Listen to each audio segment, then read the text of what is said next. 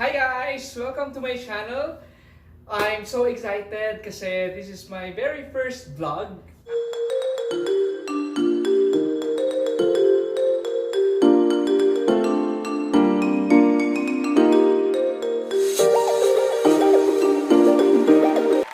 Actually, hindi po dapat yung first ko. Ang gusto ko sanang gawin sa first vlog ko is yung tufted headboard. But since kulang pa ako sa materials, busy din ako kasi may work din naman akong iba. And ang second kong naisip sa first vlog ko is yung sliding door ko. Gusto ko siyang gawing French door. But since kanina galing ako sa mall, naghahanap ako talaga ng Christmas decors. Usually ang mga hinahanap ko yung mga simple lang. Gusto ko ako yung gagawa sa kanila. Pero nung nakita ko to, medyo na-excite ako kasi parang ganito yung gusto kong gawin.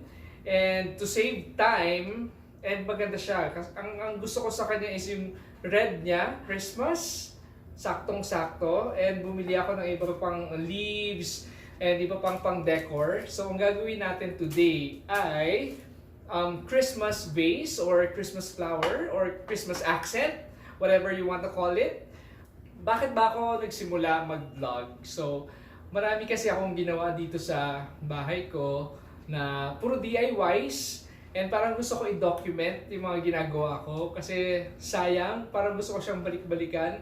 Sa bahay, hindi advisable sa akin yung bibili ng mahal kasi madali ako magsawa sa gamit. Lagi akong palit ng gamit. So, pag mahal ang binili ko, sayang.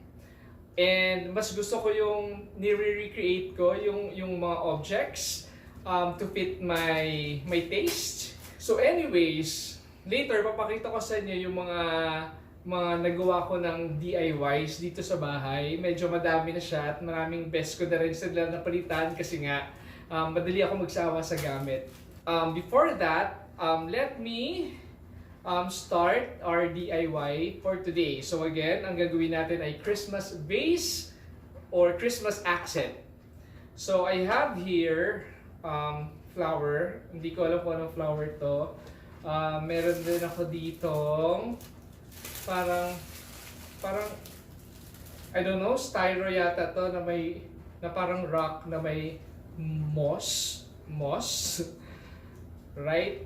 Tapos, meron tayong eto, silver leaves. Silver ba to or bronze or gold, whatever. And meron tayong glue gun. And eto, matagal na to sa akin. Mga scrap siya sa mga previous kong nagawa. So, we'll try to decorate the vase with this. Sana mag-match siya sa flowers, but let's see kung ano kalabasan. Alright, let's start!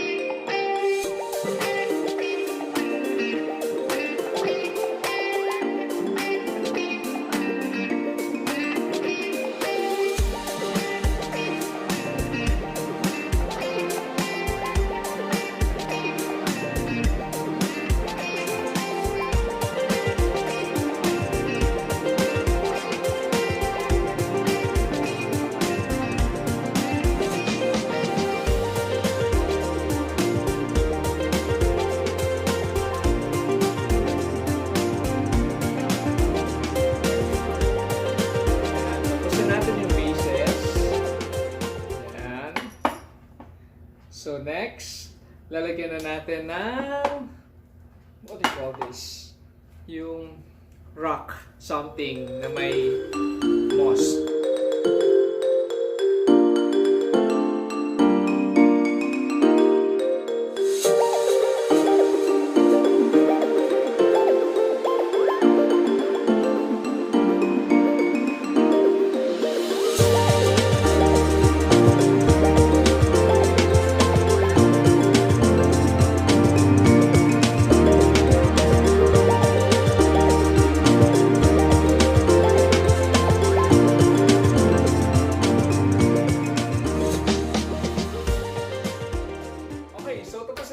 Vases.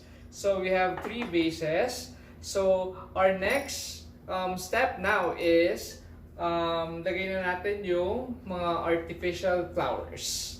Okay, let's start with this vase.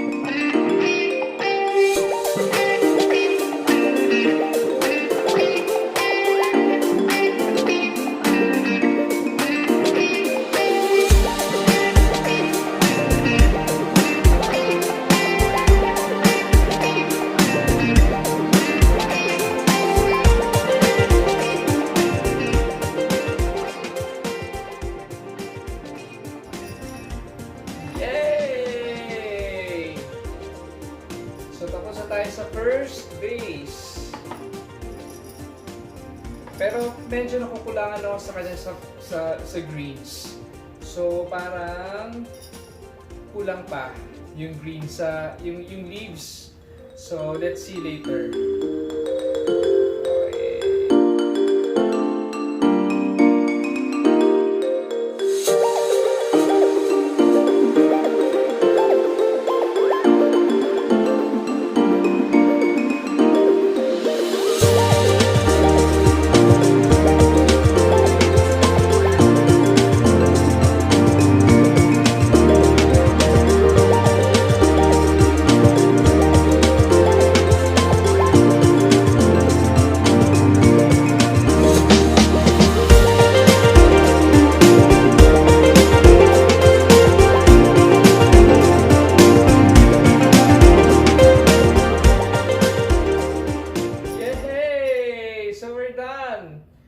So, feeling ko talaga kulang pa siya sa leaves. Siguro maglalagay pa ako ng something dito sa baba. Especially this. Medyo mahaba yung stems. Or pwede ko naman putulan. But let's see. Yeah, siguro puputulan ko na lang to. Then, we're all set. Okay, so nagawan ko ng paraan yung mga vases. Nilagyan ko ng iba pang leaves. Kumuha ko sa mga decors ko dito sa bahay. Doon ko nilagay yung mga leaves and mukhang umokay na siya. Nag-balance na siya. So, papakita ko sa inyo later. As promised, papakita ko sa inyo yung mga previous DIYs ko sa bahay. So, first is itong lampshade. Itong lampshade na to, bigay ito ng friend ko. Previously green siya na parang may raffia yung material niya, but tinaian ko siya ng ibang klaseng tela plus nilagyan ko ng bling blings. Yan. Isa sa mga first DIYs ko yan.